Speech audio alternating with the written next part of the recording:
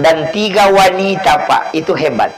Yang pertama adalah ibu, yang kedua adalah istri, yang ketiga adalah anak perempuan.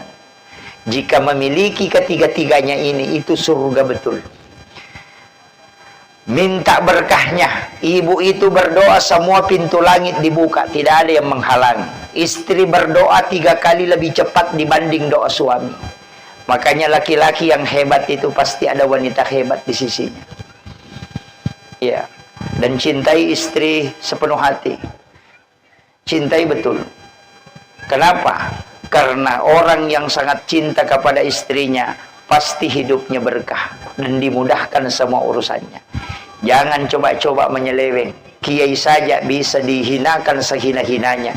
Biar hafal Quran kalau dia mencoba menyeleweng, apalagi orang yang tidak hafal apa-apa.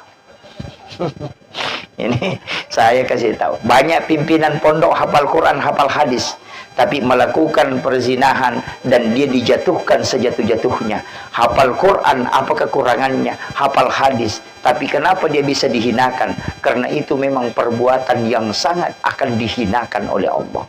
Makanya ketika ingin hancur gampang, Pak, lakukan penyelewengan pasti hancur.